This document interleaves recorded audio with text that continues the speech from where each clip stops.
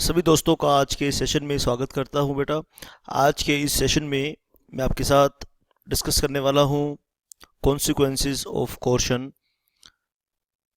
Coercion की definition हमने अच्छे से देखी और सेक्शन 15 को लास्ट सेशन में मैंने आपके साथ एक्सप्लेन किया। अगर हम बात करें कॉन्सिक्वेंसेस ऑफ कोर्शन की, तो आइए हम जान लें पहले हमें इस सेशन में क्या क्या करना है। कॉन्सिक्वेंसेस ऑफ कोर्शन, कॉन्सिक्वेंसेस बोले तो इफेक्ट्स। इफेक्ट्स क्या क्या हैं कोर्शन के, इसके लिए जो सेक्शंस यूज होंगे, सेक्शन 19 आपको अच्छे से समझना है। सेक्शन 72 इसमें यूज होगा और सेक्शन 15 में तो कोर्शन की डेफिनेशन दी ही गई है, इसमें कोई शक नहीं है।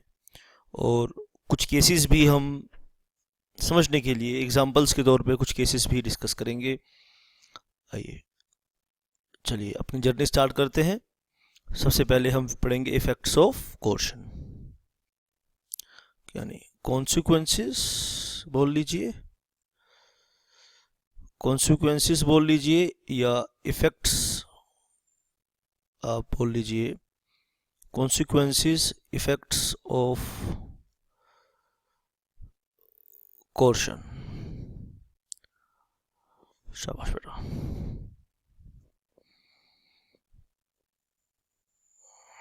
तो आइए पहला इसमें इफेक्ट हम नोट करेंगे, कॉन्ट्रैक्ट इज वॉइडेबल। तो first is contract is voidable.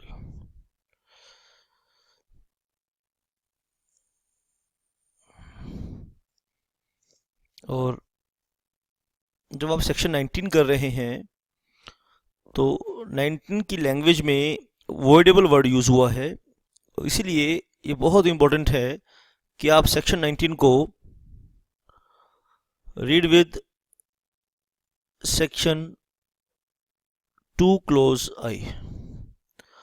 Section 2 clause I में वॉइडेबल वर्ड को डिफाइन किया है। सेक्शन 2 क्लोज आई में वॉइडेबल वर्ड को डिफाइन किया है। तो आप अपना रजिस्टर ओपन कीजिए, वहाँ पे नोट्स मिलेंगे। नोट्स में आपने लिखा होगा कि वॉइडेबल का क्या मीनिंग है, तो आपने वॉइडेबल की डेफिनेशन वहाँ से सीखनी है। कॉन्ट्रैक्ट इज वॉइडेबल, ठीक है। आइए इसे हम यहाँ पर नोट करेंगे। शाबाश बेटा। कॉन्ट्रैक्ट इज वॉइडेबल बेटा when consent to an agreement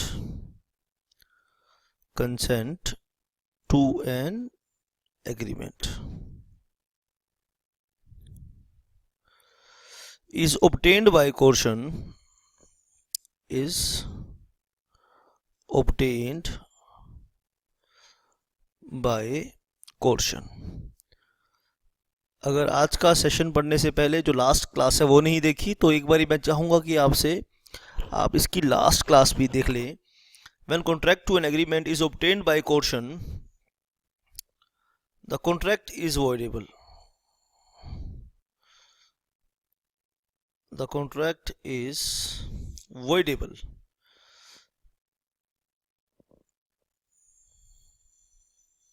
Voidable at the option of the party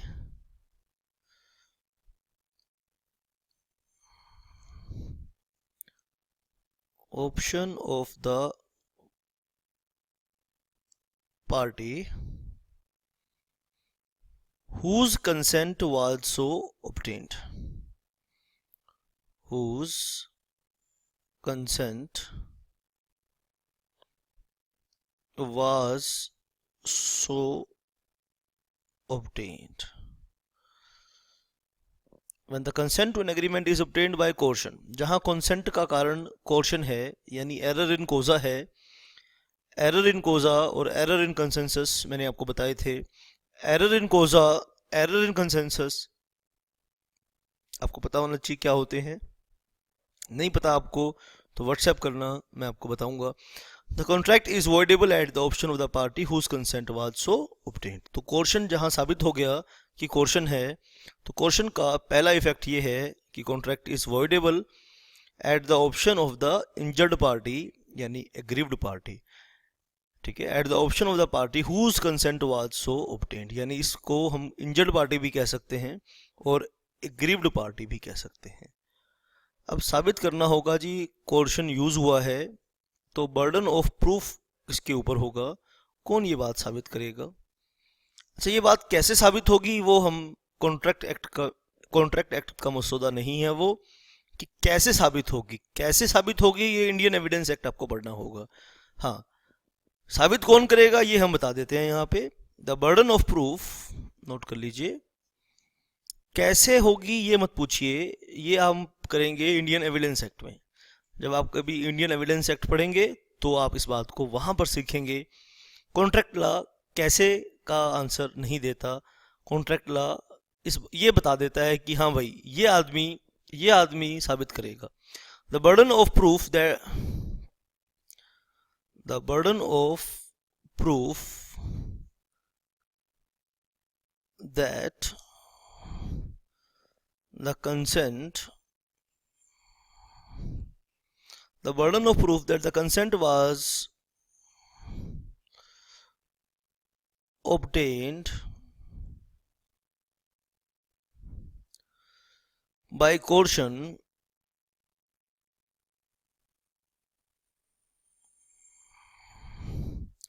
lies on the person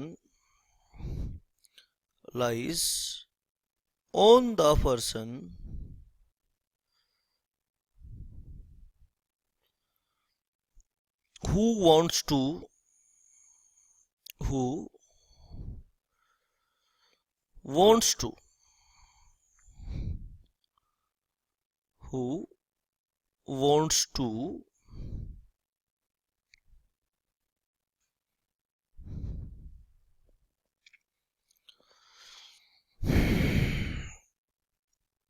relieve himself। Contract cancel हो जाएगा, तो पर्सन रिलीव हो जाएगा ना। ठीक है, तो इस बात का, इस सेक्शन का पार्टी बहाना ना बनाए, यानी जो कॉन्ट्रैक्ट को परफॉर्म नहीं करना चाहता है वो क्या कह देगा, भाई मेरी तो मर्जी नहीं थी, मेरी तो कंसेंट नहीं थी, इसलिए मैं कॉन्ट्रैक्ट को कैंसिल कर रहा हूं। ये तो बहाना मिल जाएगा। जो पार्टी कामचोर है, जो डिलीजेंट नहीं है और मेहनत करने में विश्वास नहीं रखती, वो पार्टी को तो बहाना मिल जाएगा कि मेरी तो कंसेंट फ्री नहीं थी और इसलिए मैं अपना काम पूरा नहीं करूंगा। Consent was obtained by coercion lies on the person who wants to relieve himself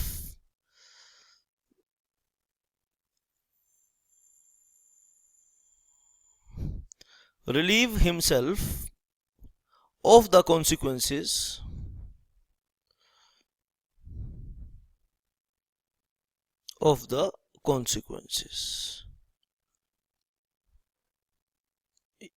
ठीक है बेटा, तो वो उस पार्टी का बर्डन होगा, तो वो पार्टी साबित करेगी कि कोर्शन यूज हुआ है। ठीक है बेटा, शाबाश बेटा। जो पार्टी कॉन्ट्रैक्ट को कैंसिल करना चाहती है, कहने का मतलब ये है, वो पार्टी साबित करेगी कि कोर्शन यहां पर यूज हुआ है। आइए बेटा, नेक्स्ट पॉइंट इसका हम देखेंगे। हम पढ़ रहे हैं इफेक्ट्स यानी कॉन्सिक्वेंसेस ऑफ कोर्शन। तो ये तो थी सेक्शन 19 की बातें, जो दो बातें हमने पढ़ी, राइट। ये जो दो इफेक्ट्स पढ़े ये थे सेक्शन 19।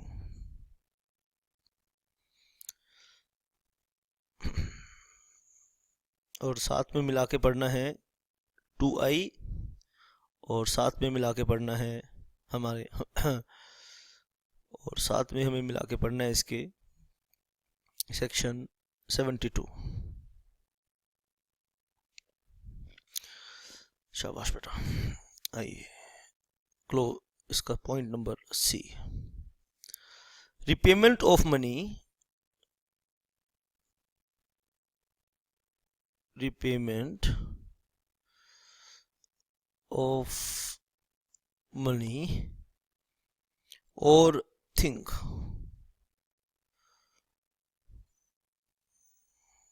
obtained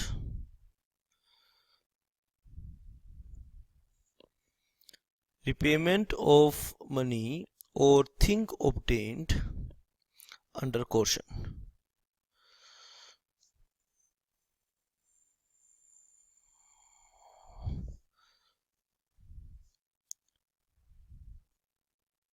सेक्शन 72 इस रिस्पेक्ट में हम पढ़ेंगे। आइए, a person to whom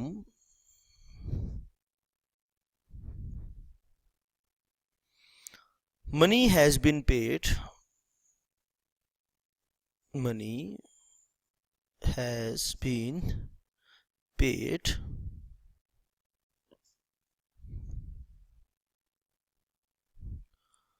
or anything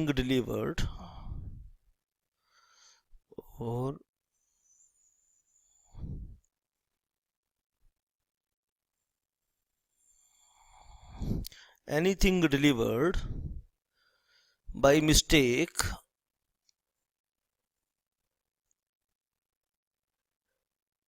और coercion। अगर किसी चीज को, किसी पर्सन को गलती से या कोर्शन के तहत कोई चीज दी गई है या मनी पे की गई है, एनीथिंग डिलीवर्ड बाय मिस्टेक और कोर्शन, शाबाश, शेल रीपे, वो क्या करेगा? रीपे करेगा सच मनी और रिटर्न सच थिंग,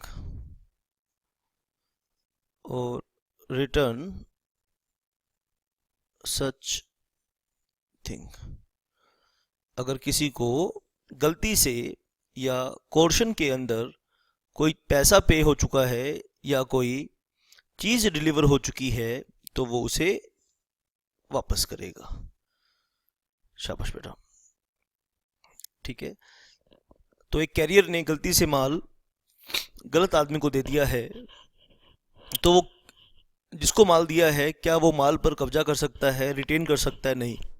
तो section 70 of Indian contract act कहता है कि जहां कोर्शन से आपने किसी आदमी ने आपकी कनपट्टी पे बंदूक रख दी और आपने उसे कुछ पैसा दिया या आपने उसे कोई चीज़ दी, ठीक है, तो कोर्शन के अंदर या गलती से कोई चीज़ दे दी गई या गलती से आपने पेमेंट किसी गलत आदमी को कर दी, तो वो पैसा और वो चीज़ उससे वापस ली जा सकती है। सेक्शन 72 हमें ऐसा कह रहा है। अब मैं कोर्शन के कुछ एग्जांपल्स आपके साथ डिस्कस करना चाहता हूँ। कुछ डिसाइडेड केसेस हैं, आप चाहें तो नोट कर सकते हैं, चाहे तो सुन सकते हैं। मैं चाहूँगा कि आप नोट कीजिए इनको बेटा।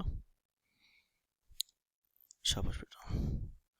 आइए कुछ एग्जांपल्स देखते हैं। Examples of coercion.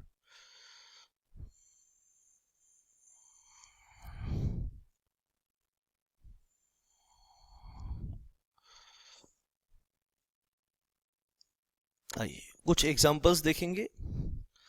तो पहला एग्जांपल देखेंगे, केसला है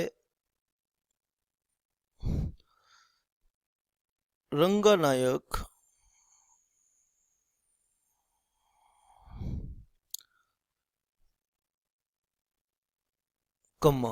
रंगानायकम्मा versus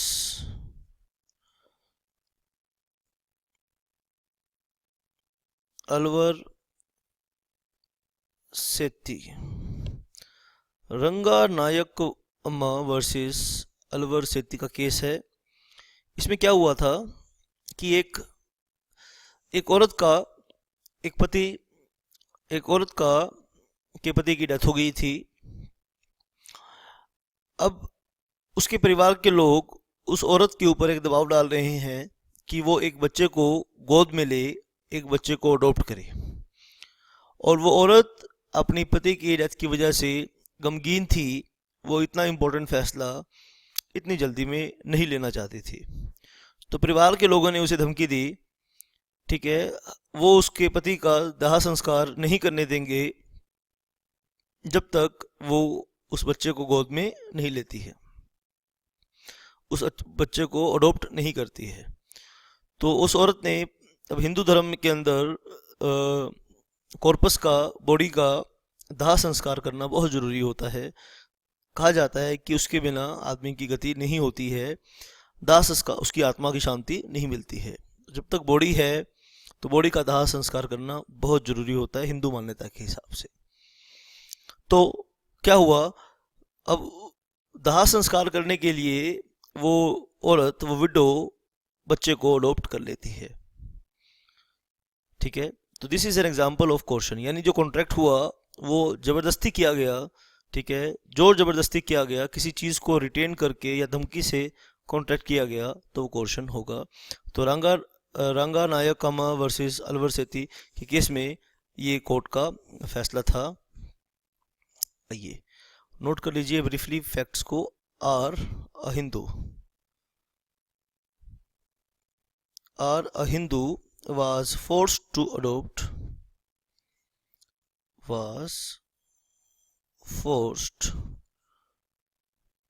adopt X under threat, मतलब धमकी, that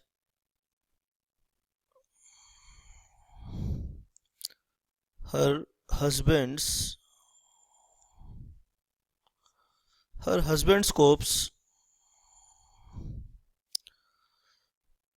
मतलब body, dead body, corpse would not be allowed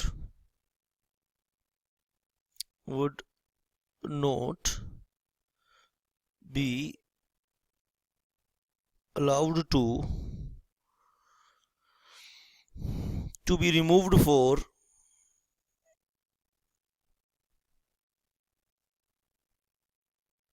cremation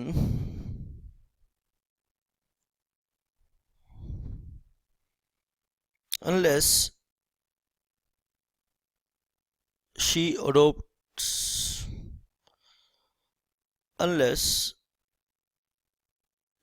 adopts X।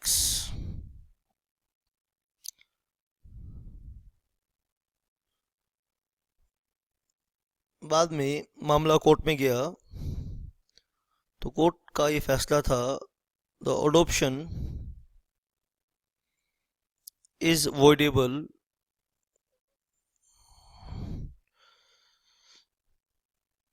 voidable as having been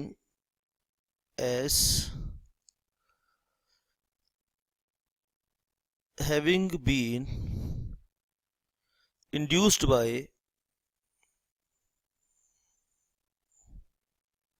coercion।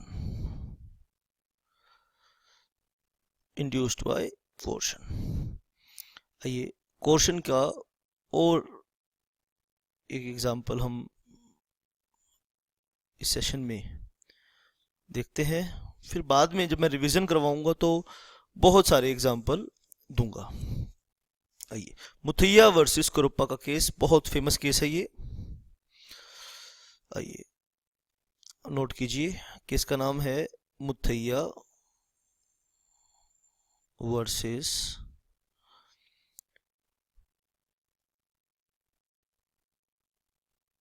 करुप्पा।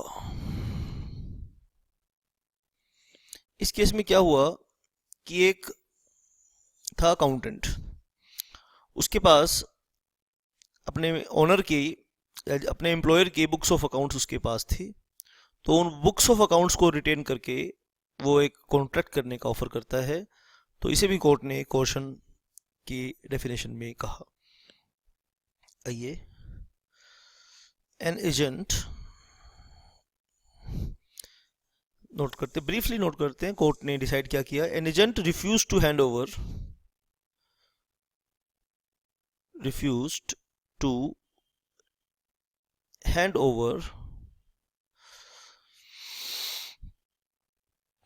books of accounts hand over books of accounts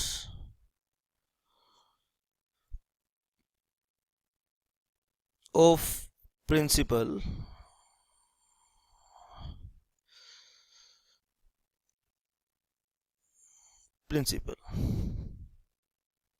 ठीक है, क्या चाहता है वो, ठीक है, ठीक है।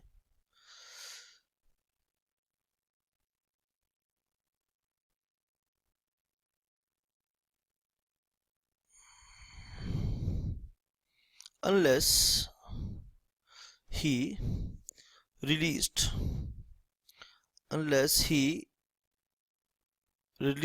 him from all liabilities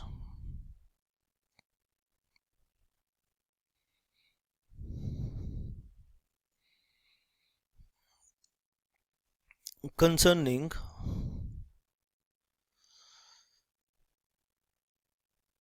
past transactions.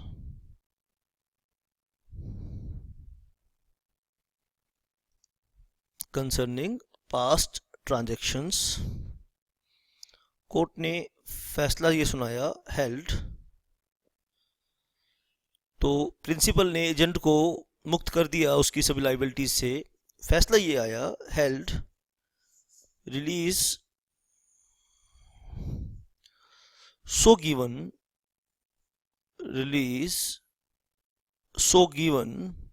was not binding,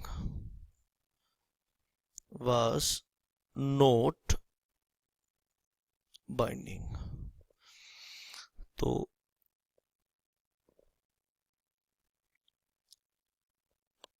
क्यों बाइंडिंग नहीं था, was था because, ठीक है, क्यों बाइंडिंग नहीं था, being the outcome of coercion,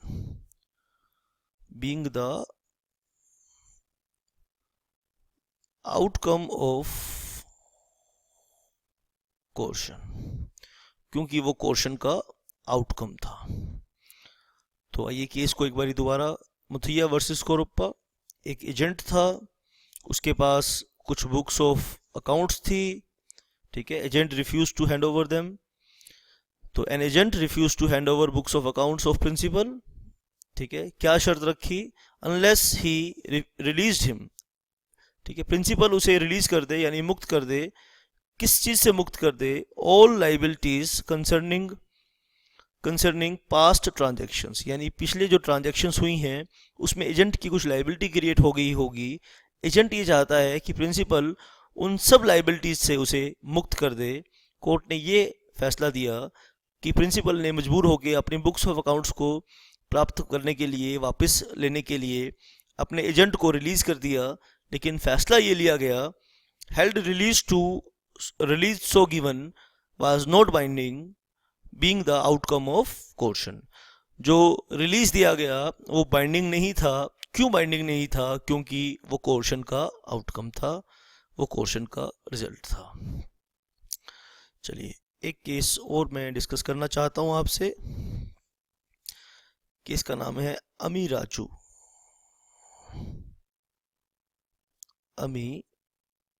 Raju versus शेषमा।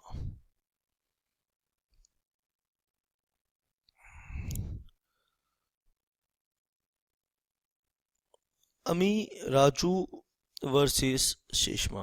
एक और एग्जांपल देते हैं, शाबाश, आइए नोट कीजिए।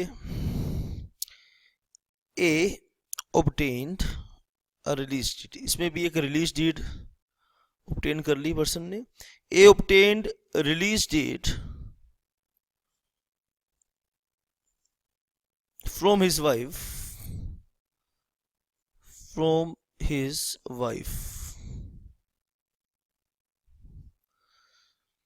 and son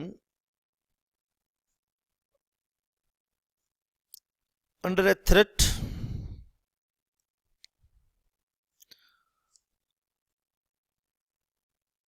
under a threat of committing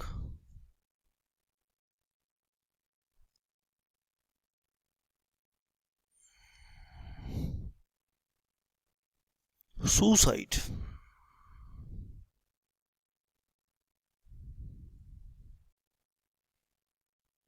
The transaction was the release was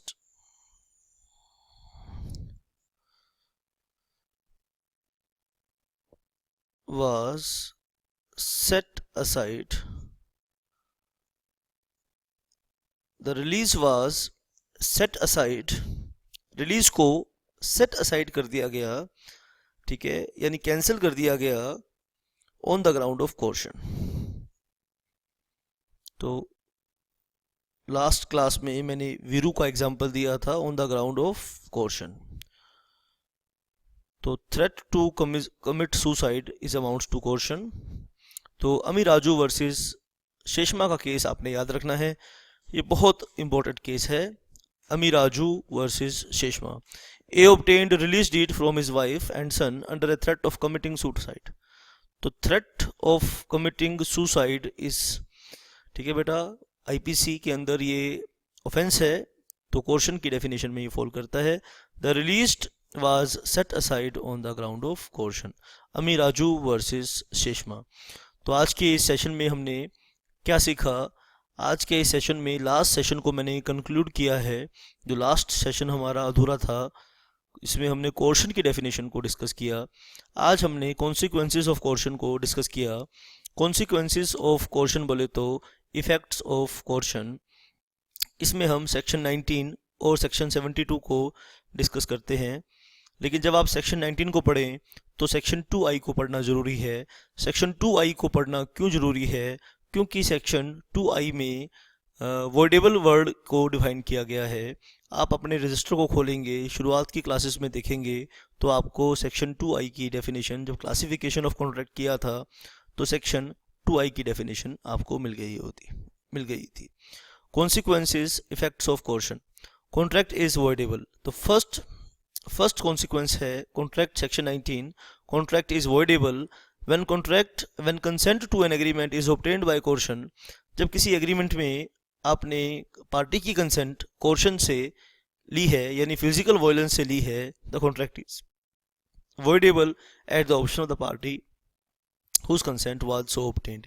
यानी इंजर्ड पार्टी की मर्जी से या एग्रीव्ड पार्टी की मर्जी से कॉन्ट्रैक्ट voidable होगा। voidable मतलब कैंसिल हो जाएगा। अब दूसरी बात यह है कि बर्डन ऑफ प्रूफ किस पे रहेगा? फिर तो पार्टी को, जो भी पार्टी कॉन्ट्रैक्ट को कैंसिल करना चाहती है वो क्या कह देगी? वो कह देगी जी मेरी तो कंसेंट फ्री नहीं थी।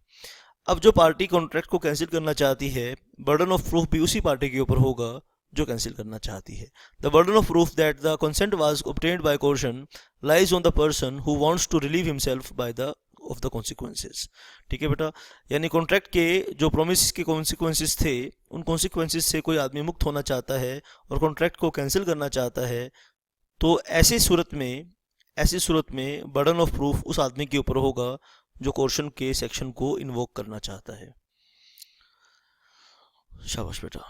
तो सेक्शन 72 को भी पढ़ना जरूरी है। रिपेमेंट ऑफ मनी और थिंग ऑब्टेन्ड अंडर कोर्शन। अगर किसी आदमी ने कोर्शन के अंदर कोई पैसा पे किया है या किसी मनी पे किया है या किसी चीज़ को डिलीवर किया है, तो सेक्शन 72 रिकवरी का ऑप्शन दे रहा है कि वो पर्सन से हम रिकवर कर सकते हैं जो भी पैसा हमने पे किया है या जो भी चीज़ हमने डिलीवर की है। और कोर्शन के कुछ एग्जांपल्स हैं। रंगा नायक वम्मा वर्सेस अलवर सेठी के केस में एक हिंदू विडो को ये फोर्स किया जाता है कि वो एक बच्चे को गोद ले ले यानी अडॉप्ट कर ले, नहीं तो उसके पति का दाह संस्कार नहीं करने दिया जाएगा। तो पत्नी विडो अपने पति के दाह संस्कार करने के लिए बच्चे को गोद में ले लेती है। बाद में मामला केस में कोर्ट में जाता है, तो कोर्ट ये फैसला करता है कि adoption was voidable eight the option of the aggrieved person because it was obtained by the consent of the widow was obtained by coercion। तो कोर्शन के लिए शाबाश बेटा। आप कैंसिल कर सकते हैं कॉन्ट्रैक्ट को सेक्शन 19। अगर 72 ये कहता है कोई पैसा या कोई चीज़ दी है तो वो उसको वापस ले सकते हैं। 19 और 72 और 2i read with section 19 and read with section 22, तो कंप्लीट नॉलेज आपकी बनती है। आइए एक और एग्जांपल, मैंने बताया मुथैया वर्सेस करोप्पा के केस में एक एजेंट था, उसके पास प्रिंसिपल की बुक्स थी, ठीक है। तो एजेंट कहता है कि तुम मुझे पास्ट ट्रांजेक्शन से मुक्ति कर दो, रिलीज दे दो मुझे, और कोई भी जो मेरी लाइबिलिटी है उसे इन्वोक नहीं करना, तो आपकी बुक्स ऑफ अकाउंट्स में वापस करूँगा, अदरवाइज़ नहीं करूँगा। तो प्रिंसिपल ने अपने बुक्स ऑफ अकाउंट्स वापस लेने के लिए उसे कह दिया चलो ठीक है हम तुम्हें रिलीज़ करते हैं, ठीक है। बाद में कोर्ट ने कहा कि release deed was obtained by coercion, hence voidable at the option of the injured party. Rami Raju versus Seshamma, very very important. एक आदमी अपनी बीवी और बच्चे को तलाक देना चाहता है और नहीं तलाक देते, अगर बीवी और बच्चा उसे रिलीज़ नहीं करते तो वो सुसाइड करने की धमकी देता है। तो बीवी उसको सुसाइड ना करे तो तलाक दे देती है, रिलीज डीड दे देती है उसको। बाद में कोर्ट कहता है कि नहीं, it was obtained by coercion and it could be avoided, it could be cancelled by the injured party, it could be cancelled by the aggrieved party. अब नेक्स्ट सेशन में मैं आपके साथ बहुत इंपॉर्टेंट अनड्यू इन्फ्लुएंस डिस्कस करूंगा। उससे पहले question को अच्छे से रिवाइज कीजिए, फ्री कंसेंट को अच्छे से रिवाइज कीजिए, error in causa, error in consensus को अच्छे से सीखिए।